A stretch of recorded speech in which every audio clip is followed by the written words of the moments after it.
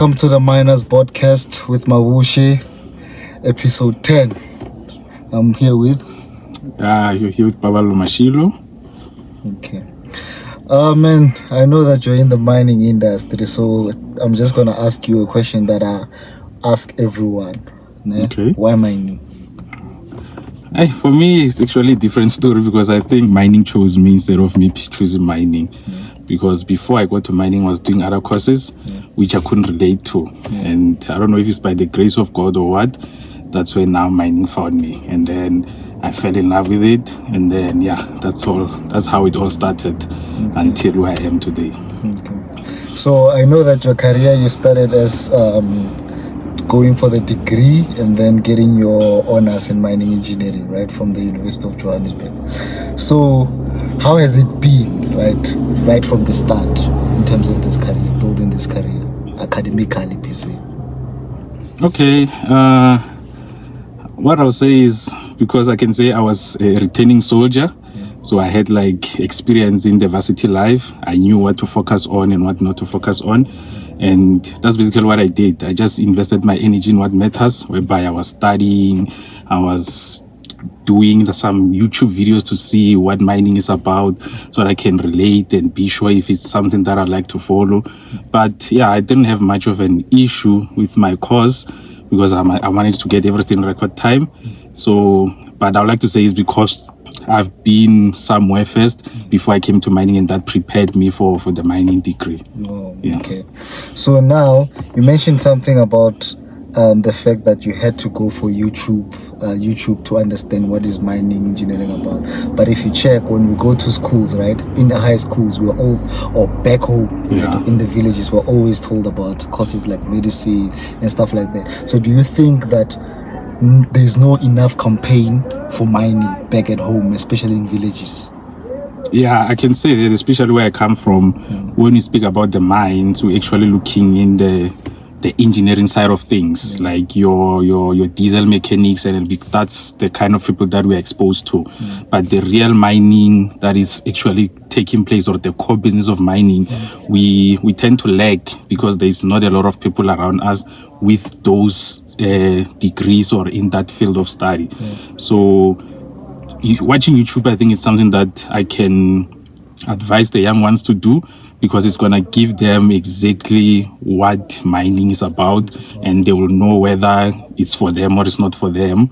And we in a different world now. It's easy to get this information, and everything is there on the internet and whatever. So they must just go there, see what is it that mining is about. There's videos about surface mines, underground mines, and all types of mining. So before even they get into the real courses of mining, or they get into the mining spaces, they will have an idea of what is actually happening in the mining industry. And together with everything that comes with it and all the different disciplines within mining, you get to see them as well. So they won't go there narrow-minded. They will actually have a broad understanding of the whole mining industry. Interesting. So I also know that for a fact that you studied mining, right? And usually majority of us, when we study mining engineering, we go for the production side, right? And then you chose the path of rock engineering. What inspired you to do that, and how far are you in the career, and what's the end goal? Okay. So with me, I'm someone who can say I'm lazy by nature, and I didn't like the fact of being underground the whole day. So I looked for something that actually will make me go underground and also be in the office. And then as I did my research, there's actually different fields. There's ventilation, there's planning, there's rock engineering. I got to have a taste of each. But I fell in love with rock engineering because it's working closely with the mining guys. Basically, we're making sure that they mine safely. We give them the designs which are stable for them to be able to produce safely. So that's something that I fell in love with. So, and then started developing myself and making more research about it. And then, it just continued making sense to me. And then that's how I chose the path of rock engineering. So right now, in terms of where I am now, I'm actually at the strata control level now. So whereby you need to first write the exams, which is the strata control theory, and then you come and do the practical in strata control, and then you qualify to be a strata control officer. So in terms of the future is for me to become a rock engineer. So right now I'm still in the process of doing that. The exams again that I'll need to take, and then as soon as I finish with all the exams and the practicals and the portfolios and everything, that's when now I'll qualify as a rock engineer. Basically, I'll be carrying the legals now of the stability of the whole mines. So that's basically what we do. We make sure that wherever they mine without any rock coming down uncontrolled. So that's basically, in a nutshell, rock engineering. We're just trying to make sure when they mine, no rock falls uncontrolled. Okay. So are you going to allow us to chow some of the pillars? We need to do some work first. But yeah, we always try to give you as much ground as possible. But at some point, we'll be pushing it and then you don't be safe anymore. But our wish is that you take out everything without everything coming down, but that's not possible. So we'll need to do some modeling and some calculations, and then they will tell us if you can chow more or you leave it. Okay. So now, let's say there's someone that is interested, right, into becoming a rock engineer. Right? How did you manage to obtain your certificates? How did you go about it? The strategy that you used to obtain the strata control certificates, and Okay.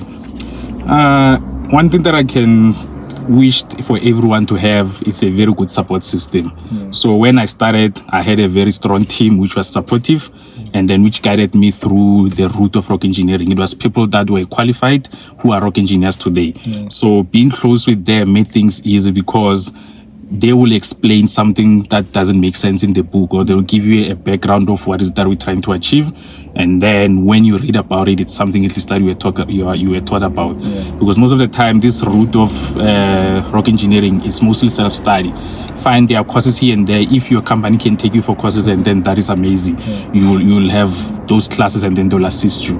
But let's say you are interested in rock engineering, but you don't have the funding for those courses. Now it remains a self-study program. So now that's when you need someone who has walked that path to guide you through and then explain things for you, because it's a very technical field. If you're not good with maths and physics, it's gonna be hard.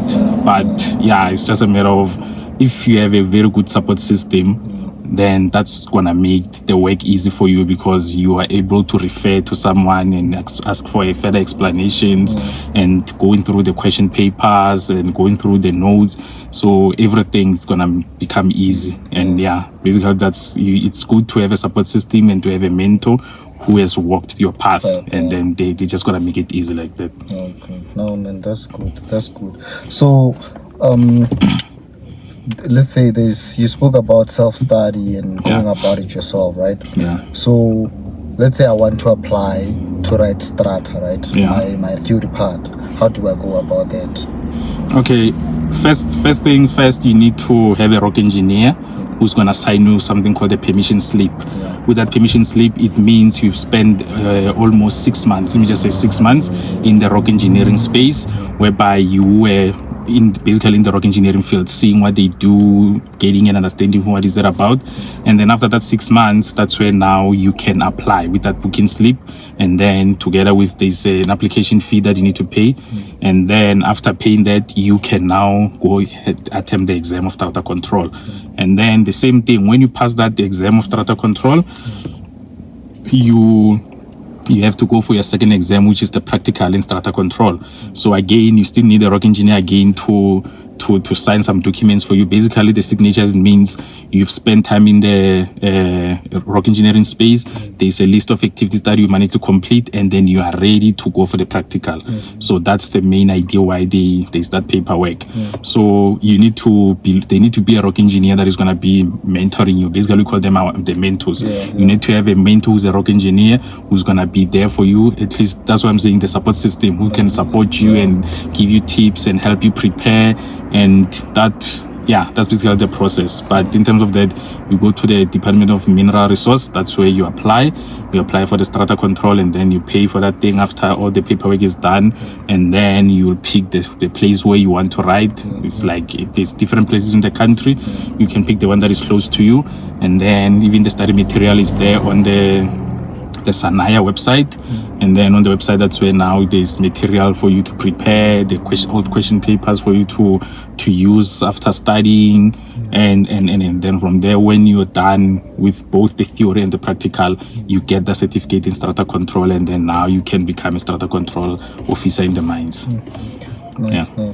No, man, thank you for joining us here at the Miners Podcast.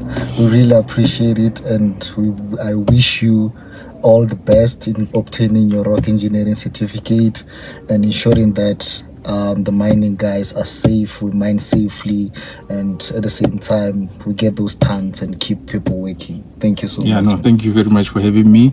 I really hope what I said will help the nation and everyone who's interested in rock mechanics.